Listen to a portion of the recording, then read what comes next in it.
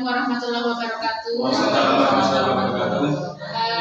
Siang ini kita akan diskusi soal kasus kita dengan metode 7 jam. Di sini saya akan menjadi leader untuk diskusi kali ini. Kemudian nanti ada Mbak Ferry yang akan menjadi sekretaris ya.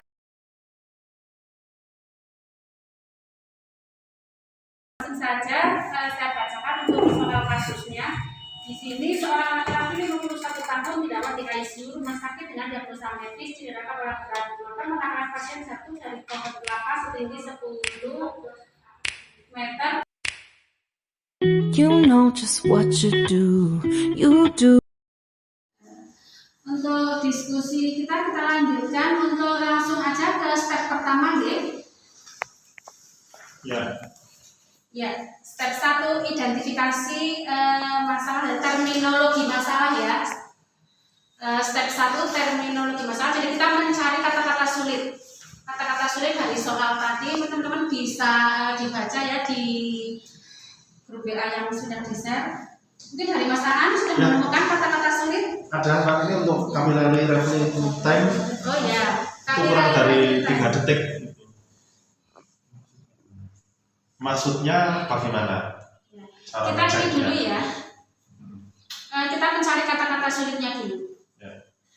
Kemudian mungkin dari Mbak Iki kata-kata sulit. Kalau dari soal di sini mungkin kalau dari segi ini masih terapi karena kita belum terbiasa nih plasmirek 3 kali 500 mg kira-kira ini nanti untuk terapi penunjang terapi ini apa ya isinya ya? 3 kali 500 plasmirek aja.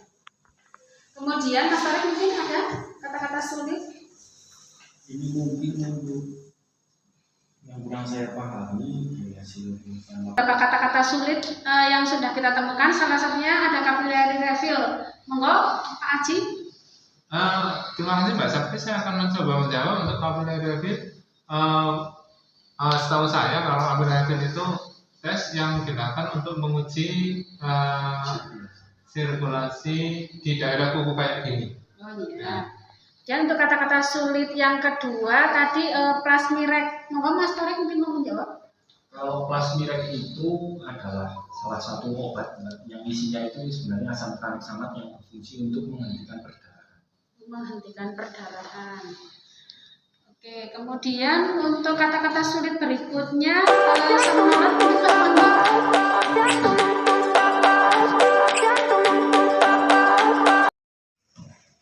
sekarang kita ke step yang kedua. Ini step kedua ya, tentang identifikasi masalah. Mungkin dari Pak Aji menyampaikan identifikasi masalah yang ada di soal kasus. Oh ya, terima kasih Mbak Sakti atas waktunya.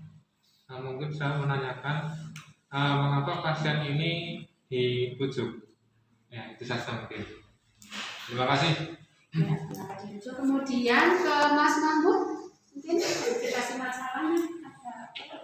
Mungkin saya akan bertanyakan tentang tindakan pertama atau tindakan apa yang dilakukan untuk menangani pasien CKB dalam kondisi kritis.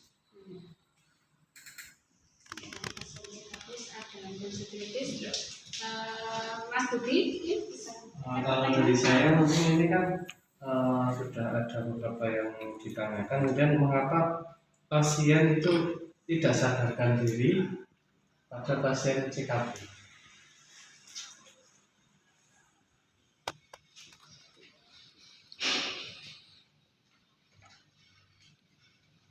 Oke, ada teman-teman yang lain yang mau menambahkan untuk step 2 identifikasi masalah?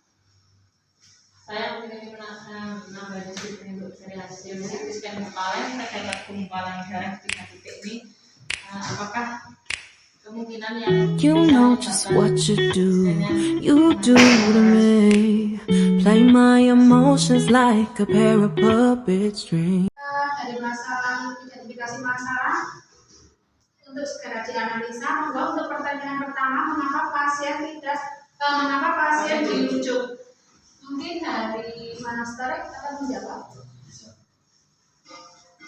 Saya akan menjawab dari identifikasi masalah mengapa pasien dirujuk.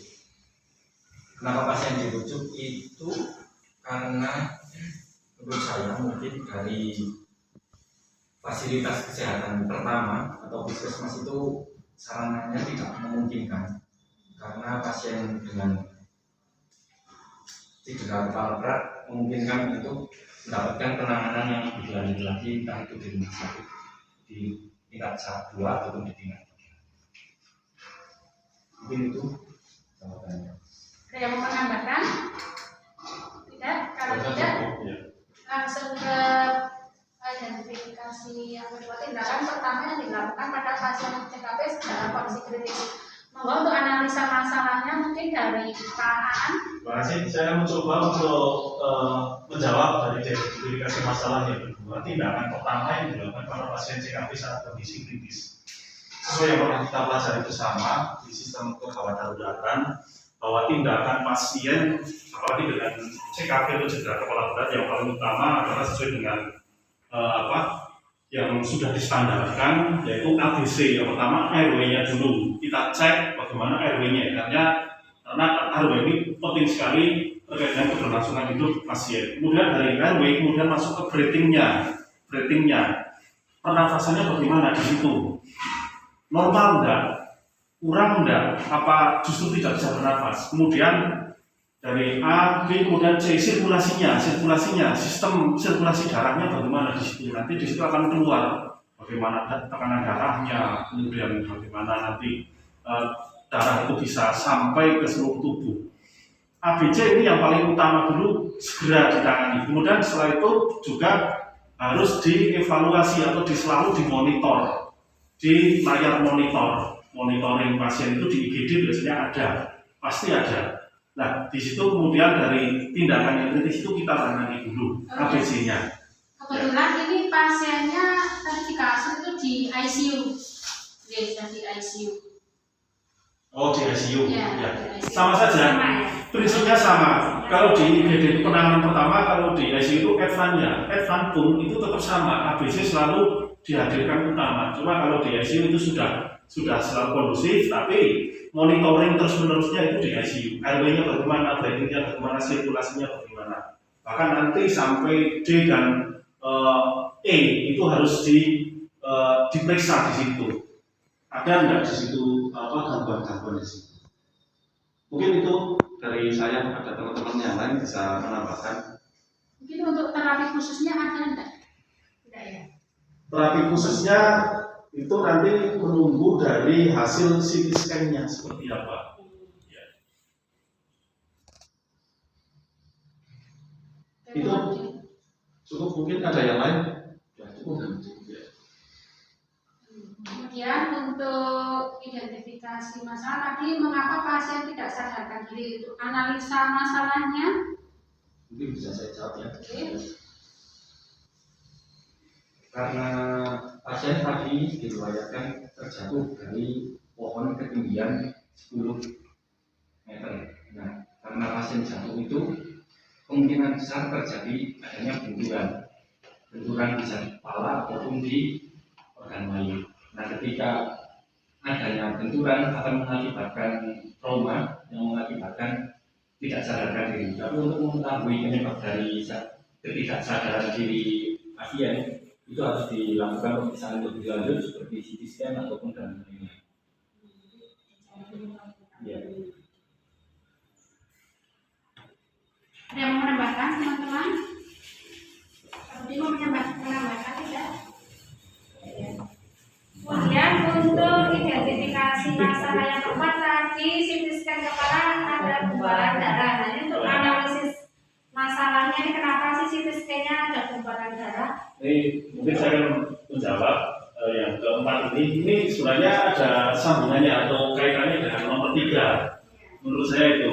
Di situ mengapa pasien tidak sadarkan diri? Ini jawabannya dari hasil CT scan-nya ini. Ketika terjadi benturan kepala, kemudian di situ tekanan intrakranial juga meningkat, pasien juga bisa tidak sadarkan diri. Yang kedua, karena di situ ada perdarahan, jadi ada gumpalan darah di dalam otak ataupun di cairan kranial pasien itu ada gumpalan darah sehingga mengganggu perfusi jaringan otak di pasien, maka penurunan kesadaran terjadi. Nah, ini jawabannya ini karena ada benturan, karena penggembalaan di situ ada benturan di kepala.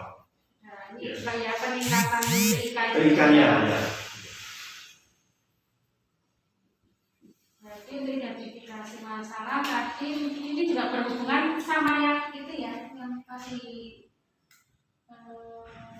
disebut tadi masalah yang ketiga ya. Iya. Empat itu saling berhubungan.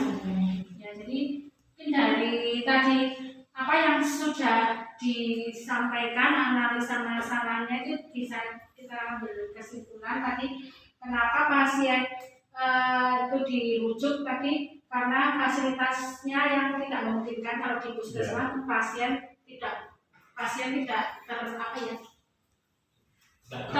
tertangani ya, kebutuhannya yang pasien yang butuhkan itu tidak ada ya, karena memang sudah hanya untuk penanganan penanganan pertama.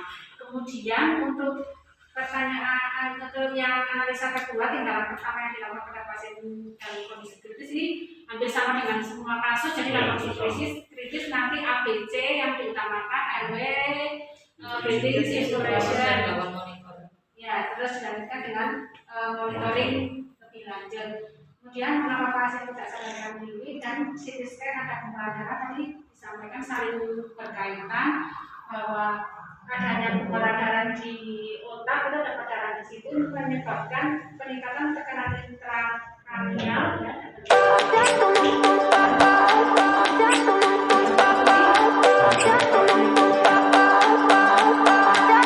I remember when we were staring a photo.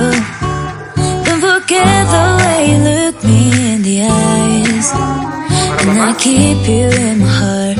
In my heart is where you are. I still think. Perumusan learning objektif mungkin dimulai dari Mas Mahmud. Monggo, learning objektif apa yang mau disampaikan? Mungkin yang pertama angka kejadian CKB. Ya, angka kejadian. Kemudian dari Pak Haji mau menyampaikan apa learning objektifnya? Yang kedua, etiologi. Etiologi. Ya, kemudian mungkin dari Mas Torik. Yang ketiga mungkin bisa dari patofisiologinya.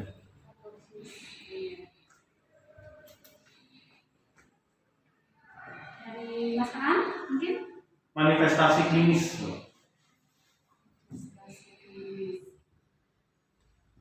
dan yang baik Mungkin untuk pemeriksaan penunjang untuk kasus CKB. pemeriksaan penunjangnya. Ada yang mau menambahkan? Mungkin karena kita profesi perawat ya, mungkin asuhan keperawatan yang bisa Ya, bisa. bisa. Kelas.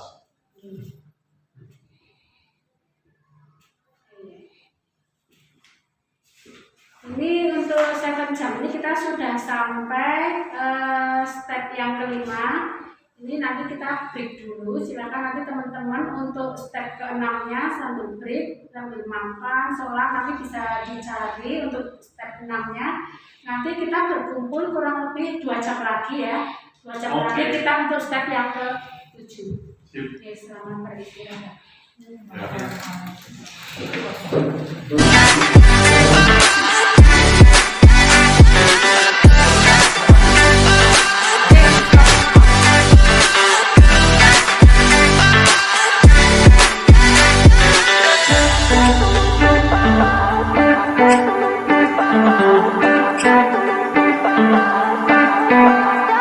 I remember when we were staring a photo.